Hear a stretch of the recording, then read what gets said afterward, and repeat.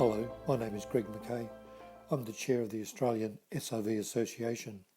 This recording is of a presentation at the Australian SRV gathering held online 22nd of July 2022.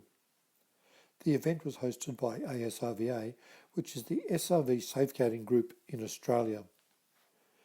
We held the gathering for several reasons: to help strengthen the Australian SRV community, to further foster a community of practice identity, to strengthen collegial relationships among and between members of the community, and to focus on SRV in action, its everyday use.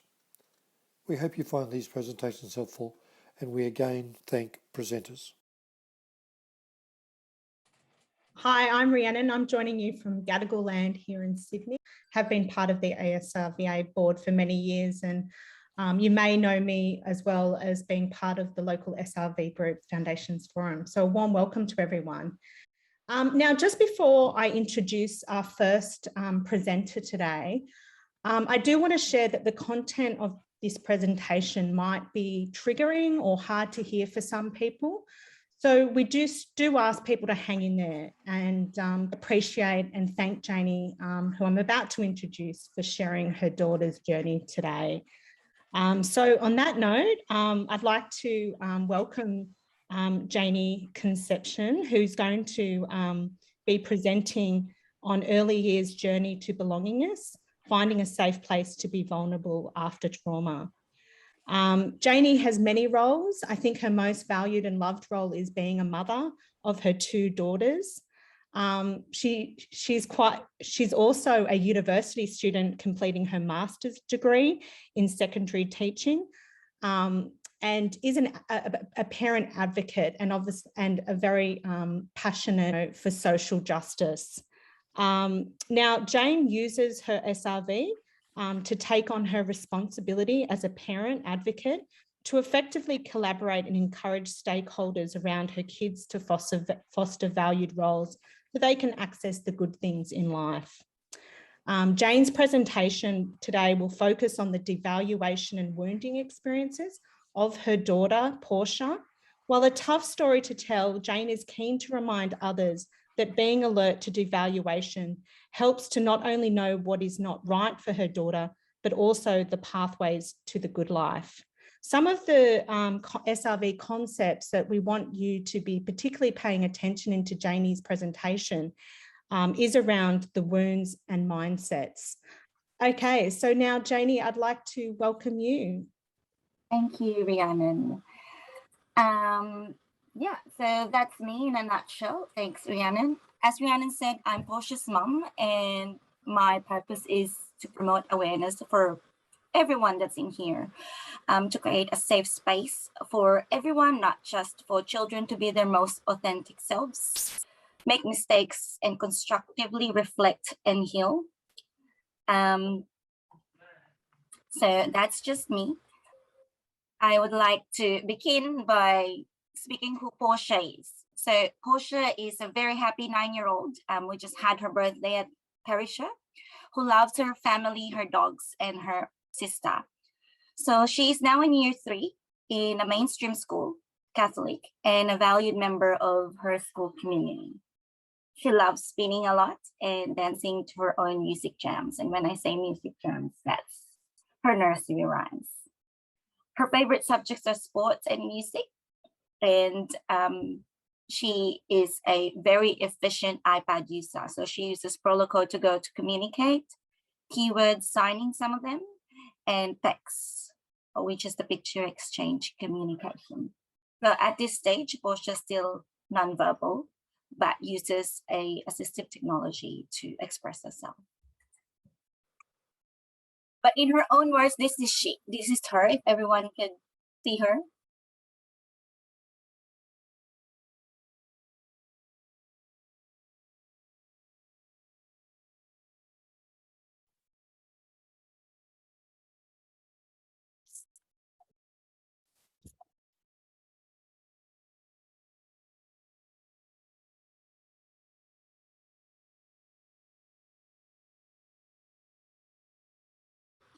So I hope you understood what she's trying to say.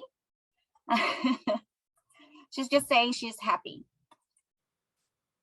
And I just would like to leave this with you as audience and human being. Did you actually think of guessing what her disability is, or feel in awe of how adorable and beautiful she is, or notice how fast and happy she is when she dances in Spain? So that's just a question that you need to just reflect on. And I guess the most important thing for me is for us to check our radar.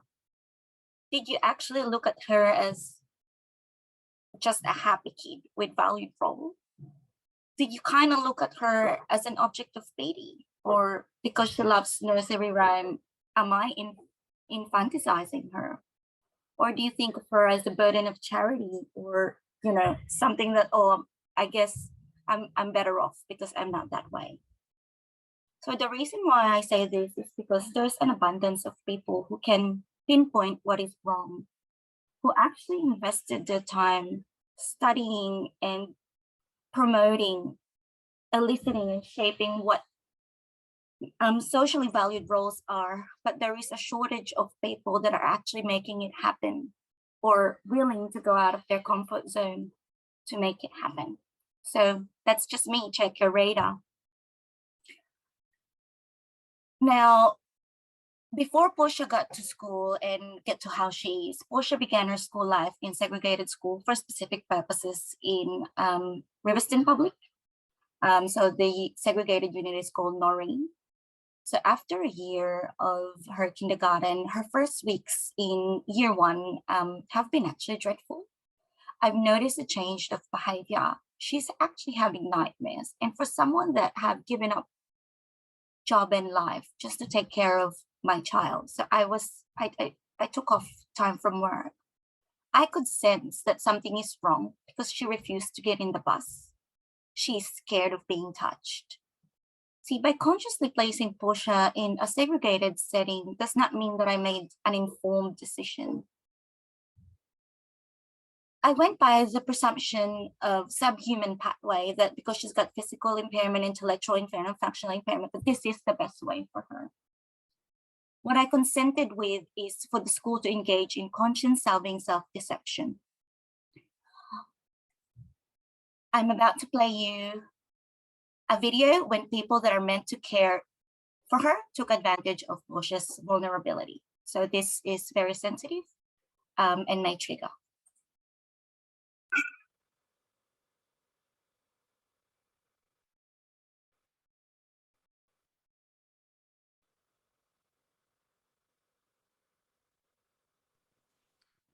Janie, I'll just mention there's no sound yet. Sorry, did you say there's no sound? That's right.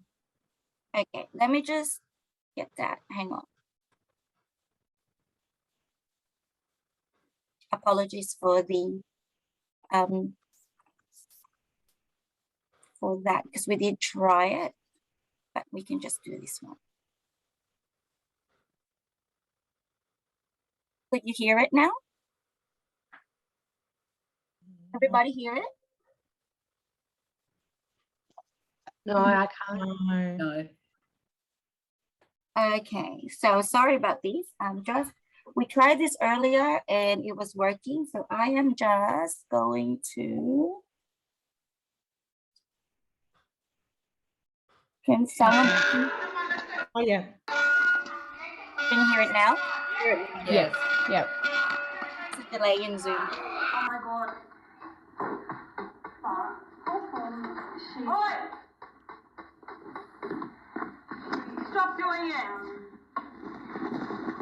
Do not spit into your hand. You are not going out. Get up. Why are you at school when your sick is anything? Can you go away and stop licking the cabinet, please? You weird child. I don't care if you don't like it, Portia. You don't lick the cabinet. Stand up. Could you hear it clearly now? Yes. Yes, Janie.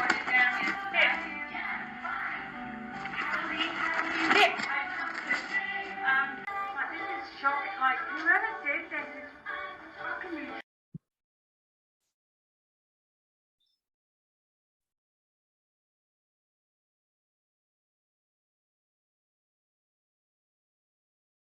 We've lost the sound, Janie. Perhaps, yeah, I'm just wondering what What's would happened work in the here. months since that incident? Ah, got it. Portia, stop doing it! Portia, stop spitting! No matter how many times you hear it, it's hard to listen to. Oh, for Christ's sake, Portia! What you can't see are the two 5-year-old girls who are copping the abuse. They both have disabilities and are non-verbal. Why are you eating my puzzle pig? Portia Concepcion has Down syndrome, autism and a heart condition. Hey, get your hands out of your beds!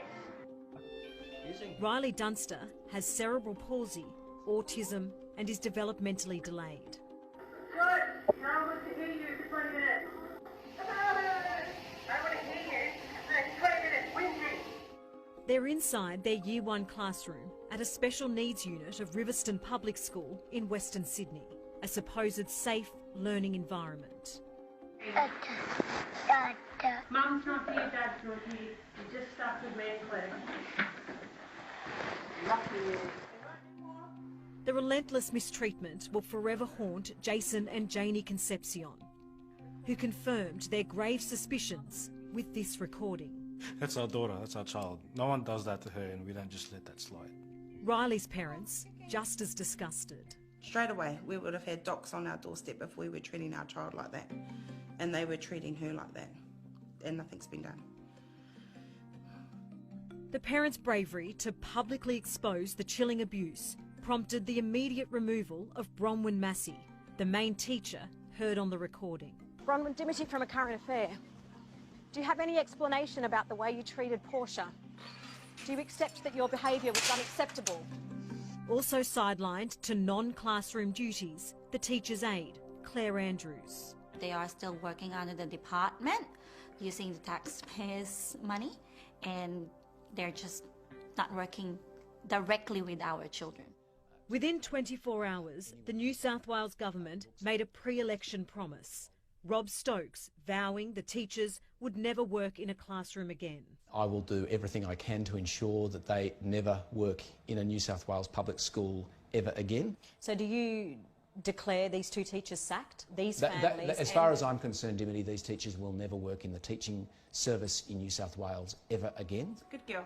Still in limbo, the devastated parents are calling for the new Education Minister, Sarah Mitchell, to honour her predecessor's word, as they continue to wait for the Department of Education to decide what action it will take. So here we are 6 months on. How are you feeling about the process?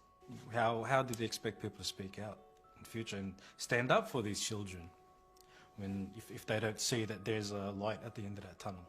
I know what we've been through for the last 5-6 months it's been like a nightmare. Police were also called in to examine the evidence, but have said no criminal offence could be detected and have handed the matter back to the Department of Education. How does that sit with you? We took immediate action based on the realisation that something wasn't right. We don't know what happened before that. Was there something that happened that would have justified criminal charges? We don't know. It's disappointing, really disappointing. Both families feel they've been kept in the dark. I called them to question, why we weren't contacted, what was going on. When he asked who I was, I said, I'm Riley's mother. And then he asked who was Riley. I said, Riley's the other kid on the recording. Riley, be quiet. Chew your food and be quiet.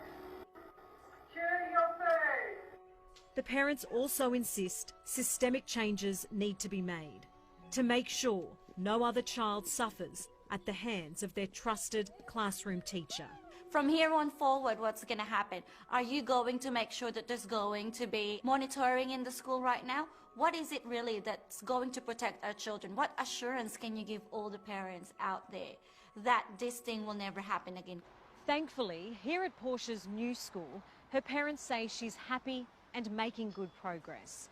But given the abuse she faced and now Jason and Janie's ongoing battle for justice, they say it will be a long time before they will be able to fully trust their daughter is safe when they send her to school. On principle, I don't want her to grow up in a world where people can do that and get away with it. something has to happen. That's the best I can do as a parent, right? Maybe something happens, maybe something doesn't happen, but it will not be as a result of my wife and I not trying. Both the New South Wales Education Department and the Minister declined our requests for an interview while the investigation is ongoing. They've assured us there will be an outcome and we'll be holding them to that. Those statements are on our website.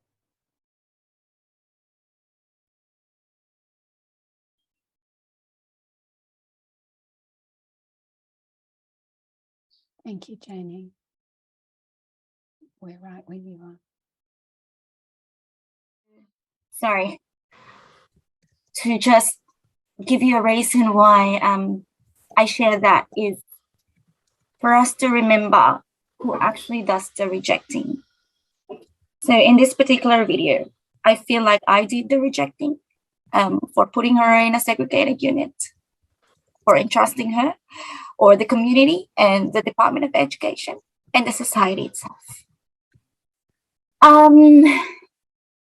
What are the actions that we took ameliorating the wounds? So aside from, of course, escalating it to the highest point of escalation at the time, which is the Education Minister, we mobilized our scaffold to ensure that Portia regained her sense of self because she was very traumatized.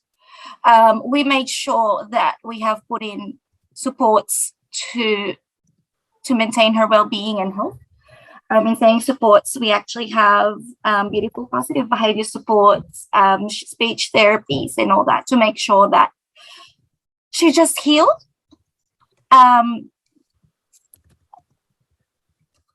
So for us to promote awareness of the possibility of doing more harm, so we have applied the if this then that theory of SRV, fighting for her right to be included and study in a mainstream environment. To note that it was not easy for me to do that. I actually had to fight for with the principal and invest time. When I said time, it wasn't just an hour, like it's days that I had to invest time to collaborate with all stakeholders to make sure that they are trauma informed and that they actually include Portia because they know what to do, but they can't implement it. They don't have, they can't bridge the gap between the knowing and the doing. And I had to focus on creating roles for Portia, which is value, and expect confidence to avoid disability porn and death making. So that's Portia in the school. So at the heart of SRV, which is I've learned from Jane. So when I actually was experiencing this, when it was very fresh, I went on the Towards a Better Life course with Jane at a pub or something, I forgot now.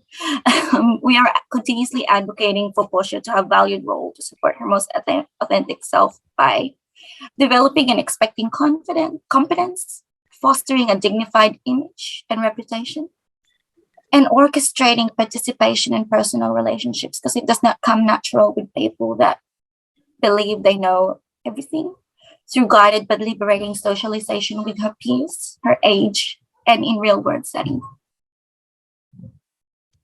So moving on and overcoming devaluation for Portia, we actually need to be diplomatic. This is very hard for me, especially when I knew something had happened. I need to plan and negotiate every single time to make sure that the vision and the goal setting is in line with every single stakeholders that Portia deals with, and assert for that equal rights to all good things in life. And whilst it's hard, I need to keep practicing and practicing and practicing to maintain grace under pressure. It could be very, very wearing.